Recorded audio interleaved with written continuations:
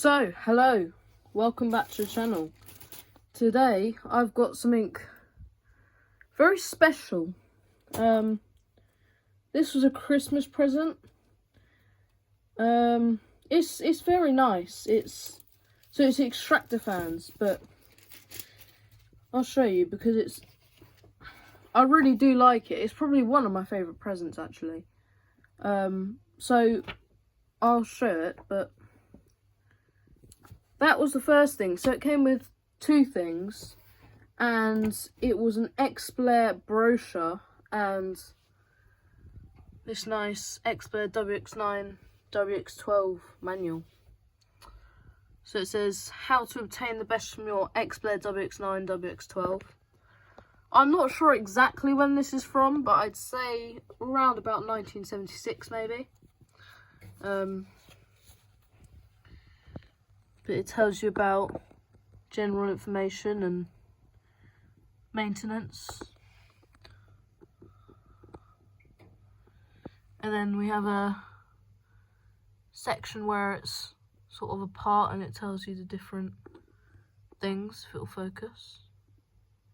There we go. So yeah, so that's quite nice, and it's got the same sort of surround as the xpelair GX9s and GX C6s and whatever. So it's a bit of it in the wool and a bit of the wool. Then we have some wiring diagrams, which obviously aren't helpful to me because I don't own one of these yet. I say yet because I probably will someday. And then we have sizes, I guess, and little pictures, maintenance, and then we have our guarantee. GC xpelair, Birmingham.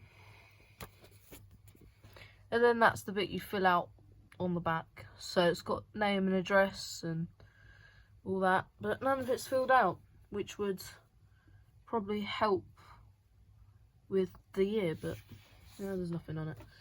So that's that. And now we have this. This is an xpelair brochure from 1976. So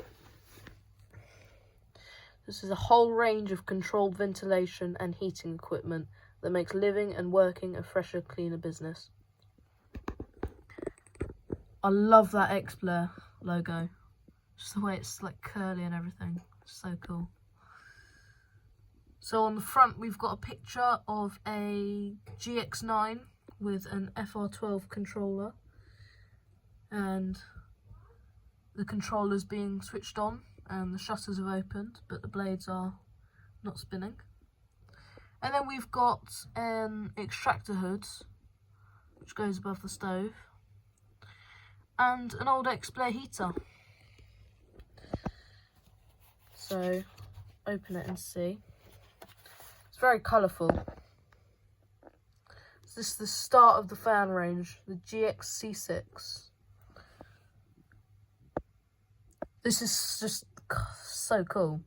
It's so nice to have this. Like, I think they're actually quite rare, because I've never really seen one of these. I thought it just popped up on eBay and I was just like, I must have that. So I only got it for like £7. And then there's a GX6 and a GX9. But look at the colour on that, even in the flowers in the background. It's just so cool. It's a whole shot there. And then we have the RX C6, RX6, RX9 and RX12, which were the roof models. As you can see, you still see those on a fair few buildings today. And then the WX6, WX9, WX12, which were the ones that went in the wall, and they were flush with the wall, unlike the GXs, which were a bit more bulkier and would poke out of the wall. Yeah, they weren't flush with the wall. And then duct fans. These had 4-inch ducting, so it'd just be like your standard 4-inch fan, extractor fan. And it had the centrifugal fan impeller, so that was cool. And then we have some controllers, FR12 controllers. These are the most common ones you see, these ones. You don't really see the ones with the little rotary dial. And then we have a auto time delay unit, which is quite cool. And then some airflow chart, possibly. Don't know. It's a full view of that. And then this is the colourful page. So we have electrostatic air control, which was probably installed for cigarette smoke, back when smoking in buildings was actually allowed. And then the Taurus desk fans. I have 2 T8s, a green and a grey. No, green and brown. And then a brown T12 and a brown T10. Still need T16, but they're getting harder to come by now. And then as we move down, we have the FXC6, the BV15, which I think there were some of those branded by GEC, and they just said GEC on them.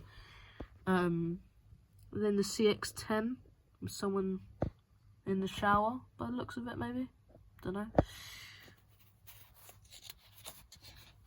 And then we have some cooker hoods, an inbuilt one and a freestanding one. We have a humidifier and an xpelair Pelican waste disposer. I never knew they made that. It was like a garbage disposal type thing that goes under your sink. Got a cool controller. I feel like I have seen that controller somewhere, but I don't know. I feel like I have seen it in a building somewhere, but I can't remember. And then move on to heating. We've got, if it'll focus, xpelair fan heater that goes on the wall mounted one. You still see those every now and again. And those. And that's a wall mounted one as well as that. If I had to pick though, I'd be picking that one over that one. That one's still cool, but I'd definitely pick that one just because of the way it looks. And then we have a wall mounted one. There's a couple of similar ones at my school, I think, but much older, like 50s, 60s maybe. And then another wall mounted one, which looks to be more like less a fan heater and more like a radiant fire type thing, like with the halogen bulbs in it. And then we have some fan stuff, different installation details and everything, which is quite nice to have. And then some more of that on the other pages. And then on the back, we have an xpelair sales map and some writing. Tells you all the places where they were. Then we have, if it'll focus, it's not going to focus, is it? So it's from September 76, but that car says, I don't know if you can make it out, but it says xpelair on it. Don't know if you can sort of make it out, I think. but I would definitely be getting that. I might actually get that car at some point when I learn how to drive, and just paste xpelair on the side of it. It'd be so cool. So anyway, that's about it for the video. So that's that. So this is quite cool. I don't know how common they are. I think they're quite rare, but it's nice to have something in the collection that's not, it's like sort of like a leaflet or brochure, so it's nice. Very colourful as well.